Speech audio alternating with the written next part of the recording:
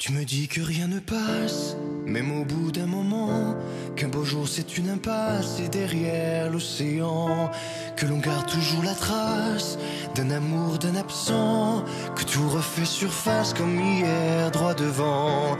Tu me dis que rien ne sert, la parole ou le temps, qu'il faudra une vie entière pour un jour faire semblant, pour regarder en arrière, revenir en souriant. Bonjour à tous et bienvenue à Emmanuel Moire. Bonjour Emmanuel. Je suis en train de boire, pardon. Sérieux, Bonjour. mais tu as bien raison de boire le matin à 7h45, il faut boire. C'est nécessaire. Faut se réveiller en tout cas. De bien boire, Oui. absolument. Bon réveil. Oui, pas mal. Avec qui as-tu dormi cette nuit? Tout seul. Quel dommage. Emmanuel Tu Moire. vois, c'est bien ce que je disais. Tu vois, fais attention à ce que tu dis, à ce que tu fais. Emmanuel Prends Moire. soin de ton invité. Emmanuel Moire. Oui. Selon toi, pourquoi ton nouvel album, Le Chemin, est fédérateur? Voilà, c'est toujours un peu compliqué de répondre à la place des gens qui l'achètent instinctivement. Je pense, contrairement à ce que je pouvais penser avant, quand j'étais en train de faire cet album, quand je l'ai terminé, je trouvais qu'il était trop intime. Je trouvais que j'avais mis beaucoup de choses de moi qui étaient pour moi nécessaires. En fait. Pour moi, la créativité, elle te sert justement aussi à évacuer des choses et à mettre des points parfois sur des périodes. Et cet album, pour moi, il est crucial là-dessus, c'est qu'il a vraiment, il termine une période qui était particulière. Et je le trouvais donc très intime, parfois trop intime. Et en fait, je me rends compte avec le succès que peut avoir ce disque, qu'en fait, l'intimité est universelle et est fédérateur. Parce qu'en fait, les gens, on vit tous les mêmes choses, que tu sois artiste, boulanger, peu importe ton travail et ta situation sociale. La vie, face à la vie, on est tous confrontés à vivre les mêmes choses. Et je pense que cet album, il parle de ça et comment on peut se positionner face à tout ce qu'on peut vivre. Donc je pense que les gens, ils peuvent se retrouver là-dedans. Et pourquoi justement cette période était si particulière? Parce que c'était une période où, pendant 2-3 ans, où rien ne s'est passé comme je l'avais imaginé. Déjà dans ma vie personnelle, je ne vais pas en reparler, mais bon, j'ai été forcément confronté au décès de mon frère. On m'a rendu mon contrat de mon ancienne maison de disques. En fait, dans ma vie perso et ma vie professionnelle, tout s'est un peu écroulé en fait. Je me suis retrouvé d'un coup face à moi et à cette vie qui n'a pas du tout pris le chemin que je pensais. Et donc, face à ça, c'est comment on se positionne. Et moi, je pense que j'ai essayé de me poser les bonnes questions, de continuer à avancer, de garder la petite flamme que j'avais au fond de moi et mes étincelles dans les yeux en me disant que j'allais avoir des lendemains meilleurs. Et j'ai cru en moi. J'ai surtout beaucoup travaillé ailleurs. J'étais voir ailleurs, d'ailleurs. Sur Cabaret, par exemple. Voilà, je me suis enrichi de plein d'autres choses. Et aujourd'hui, je pense que j'ai fait les bons choix parce que je me sens... j'ai réussi à passer cette étape-là, alors que c'était pas forcément gagné d'avance. Comment est née cette chanson Ne s'aimer que la nuit? Alors cette chanson, j'avais la musique... En fait, sur cet album, il y a vraiment une partie des chansons qui date justement de cette période qui était particulière. Et Ne s'aimer que la nuit, j'ai la musique depuis très longtemps. Et la musique était comme ça, un peu dansante, un peu clubby. Alors même si je l'ai atténuée dans la réal pour le disque, je pense qu'en tournée, je vais me faire plus plaisir. Et donc, elle avait un côté quand même soirée un peu. Et avec Yann, avec qui je travaille, c'est mon binôme, en fait, on travaille tous les deux. Lui, il écrit, moi, je compose. Quand on discutait sur qu'est-ce qu'on fait sur cette chanson, je lui dis, mais ça fait un peu ça quand même. Même lui, il trouvait que ça faisait vraiment un peu comme si on était dans une soirée, cette chanson. La musique, elle inspirait ça. Et qu'est-ce qui peut se passer dans une soirée? C'est rencontrer quelqu'un. Que ça soit pour une nuit, pour la vie, c'est là ce que raconte la chanson. Donc je trouvais que c'était très cohérent d'avoir ce propos sur ce texte, puisque d'un coup, on avait l'impression que ça pouvait se passer dans une soirée. Emmanuel, qu'est-ce que tu aimes dans ce métier de chanteur? J'aime beaucoup de choses, parce qu'en fait, c'est ce métier de chanteur, mais j'ai l'impression que c'est plusieurs métiers dans un métier. T'as le métier, pour moi, c'en est un, c'est d'être dans la vie, de capter, en fait, de t'inspirer de tout ce que tu peux voir, ce qui peut te toucher, ce qui peut te mettre en colère, ce qui peut te rendre joyeux, de voir des situations, des choses que tu vis. Pour moi, ça c'est déjà te nourrir, en fait, pour après, un autre métier, c'est créer, sans se parasiter du métier, de réfléchir pourquoi, radio, disque, tout ça, faut pas réfléchir à ça. T'as un autre métier, c'est le studio, mettre en forme ce que t'as créé au fond de toi. T'en as un autre, c'est faire de la promo, aller en parler. T'en as un autre, c'est faire des tournées, c'est préparer un concert. C'est quand même plusieurs petits métiers dans un seul métier. Tout ça, j'adore. Enfin, j'adore parce qu'en fait, j'ai toujours le sentiment de ne jamais m'ennuyer, de jamais faire la même chose. Et justement, tes chansons, bien souvent, font du bien aux gens qui t'écoutent, aux gens qui t'aiment, à tes fans. Mais chanter, ça te fait du bien, à toi? Mais oui, je pense que si jamais ça, j'avais aucun plaisir, je pense que le jour où ça m'arrive, il faut que j'arrête, quoi. Et ça te Parce permet que d'aller mieux? je crois que, ouais, d'une certaine manière, pour moi, de faire ce métier et d'en vivre vraiment depuis 10 ans, c'est comme une thérapie, je crois. Ça m'a aidé à me construire, à évoluer, à m'enrichir et à être l'homme que je suis aujourd'hui, ouais. Je crois que mon métier est complètement en parallèle avec ma vie personnelle. Emmanuel, et tu es un homme heureux? Très. Je suis très heureux. C'est vrai? Mm. Bah, ça tombe bien. Quelle est ta définition du bonheur? Écoute, on a souvent tendance à croire que le bonheur, c'est toujours d'aller voir ailleurs, de se changer de destination, de rencontrer d'autres personnes, et que d'un coup, il est extérieur, en fait. Je crois pas que le bonheur soit synonyme d'extérieur. Je pense qu'il est à l'intérieur, et ça, c'est en fait, c'est un rapport qu'on a avec soi. Et je pense que si aujourd'hui, moi, je me sens très heureux, je recherche pas quelque chose qui me manque. J'essaie de savourer ce que j'ai. Et ça a un prix, parce que ça n'a pas été toujours le cas. Et donc aujourd'hui, ouais, je suis bien dans mes pompes, je suis bien avec ma famille, je suis bien avec mes amis. C'est ça le bonheur pour moi aujourd'hui. Sans transition, Danse avec les stars, c'est reparti pour une 4e saison. Eh oui. Quels sont tes pronostics, tes favoris?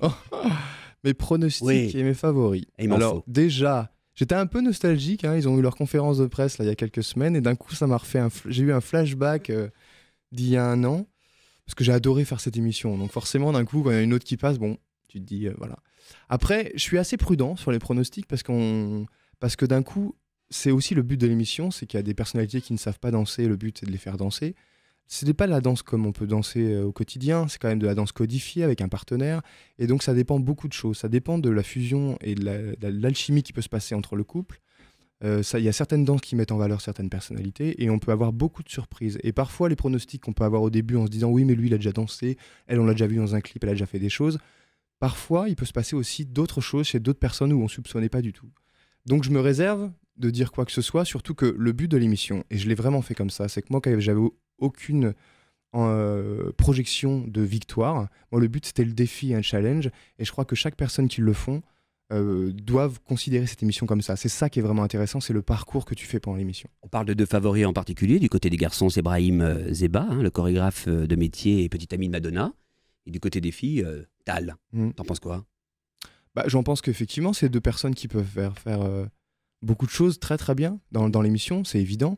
Mais je pense qu'on peut être surpris par d'autres personnes. Voilà. Je pense que... Kinvey, par exemple? Je sais pas, Kinvey, il a une personnalité aussi. On Il sait pas danser. Ouais, mais on le connaît que à travers ses chansons, mais il est avec Fauve. Fauve, elle est super. Elle est très intelligente, Fauve. Ouais. C'est un peu stratégique aussi au niveau de la mécanique? Je sais pas si par rapport aux danseurs et danseuses professionnelles. Je sais pas comment. Avec les célébrités. En tout cas, les couples se font pas au hasard, ça c'est évident. Oui. Parce qu'il faut aussi que les personnalités matchent. Mais je sais que par exemple, Fauve, sa grande qualité, c'est d'être à l'écoute de son partenaire et de sortir ce qu'il y a de meilleur chez lui.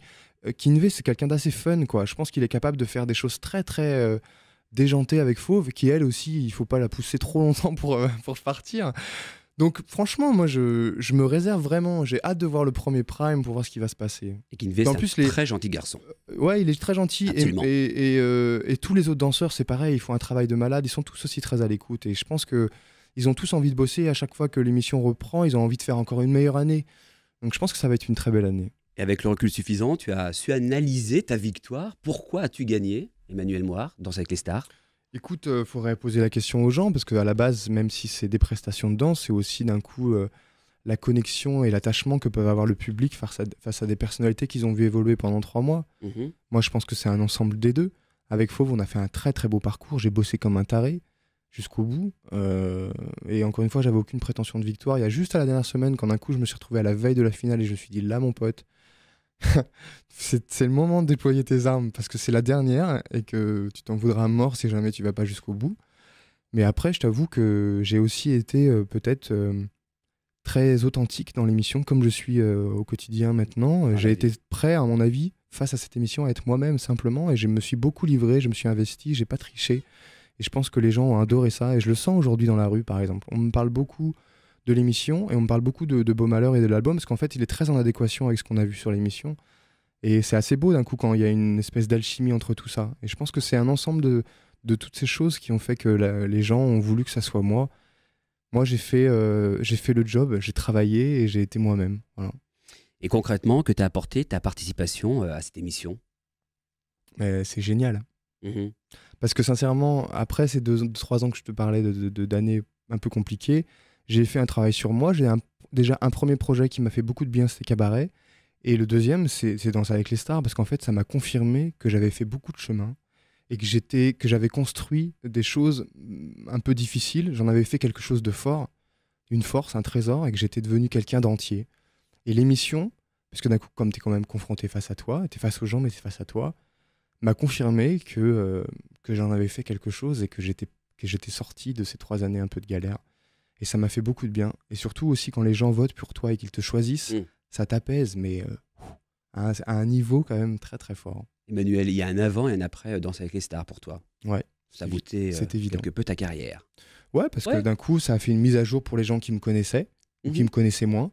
Et puis ça a été une découverte pour les gens qui me connaissaient pas du tout. Et même moi, ça a été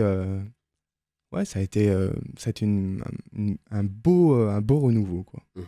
Mylène Farmer. Mais c'est quoi cette Mylène transition Farmer. Sans transition, Mylène Farmer. Et tu es allé voir un de ses concerts à Bercy. Oui, j'y suis allé. Bah, ça tombe bien puisque j'avais l'information. Alors, t'en as pensé quoi? Ça tombe bien parce que j'avais l'information. Bah oui, j'avais l'information. Quelqu'un m'a vu au concert. T'inquiète, on sait tout sur toi. Tout sur moi. Ah oui, je peux te dire qu'il y a des fiches. Écoute, j'ai plus rien à cacher, franchement. Oui, j'étais au concert. Écoute, moi, je suis un peu passé à côté de ce phénomène Mylène Farmer parce que j'ai pas grandi en fait avec tout ça. J'avoue que le show est assez impressionnant. C'est quand même une grosse machinerie. Il y a des trucs avec des robots, tout ça. C'est vraiment super intéressant. Il y a des choses que j'ai aimées, il y a des choses que j'ai moins aimées. Voilà. Mais par contre, tu peux pas dire, voilà, il y a un truc qui se passe avec le public qu'elle a fédéré depuis des années qui est assez incroyable. Donc pour ça, respect, parce que tu peux pas remplir 10 Bercy comme ça, les gens, et tu les forces pas. Hein. On la voit nulle part et elle remplit 10 Bercy. Moi, je le dis juste, respect. Allez, une question bonus. Parmi toutes les célébrités que tu côtoies au quotidien, laquelle est ta ou ton meilleur ami? J'en aime vraiment beaucoup. Avant, je n'étais pas vraiment en connexion avec mon métier. J'allais travailler, c'est tout. Et je liais pas trop de relations. Aujourd'hui, c'est plus le cas. Et je trouve parce que je me méfie moins de mon métier aussi. Donc, j'ai plein de relations super qui grandissent. J'avoue que je me suis vachement rapproché de Sophia Saïdi, par exemple. Oui. J'adore cette nana, en fait. Voilà, on s'est retrouvés parce qu'elle est venue pendant l'émission l'année dernière. On avait fait un prime ensemble, le spécial Noël. Et puis, il y a quelque chose chez elle qui me plaît beaucoup parce que elle est très connectée à l'acting, à la danse, au chant en même temps. Et elle pourrait faire des super choses comme dans tout ce que j'aime dans Broadway, par exemple. Et puis, c'est une super nana. Voilà, je trouve que c'est pas forcément tout le temps évident pour elle, mais je trouve qu'elle commence à se positionner de la bonne manière et je pense qu'elle va faire des choses super. Voilà. Emmanuel Moir, merci, porte-toi bien et sois heureux. Ouais, je vais rester comme ça, non? C'est pas mal. À bientôt.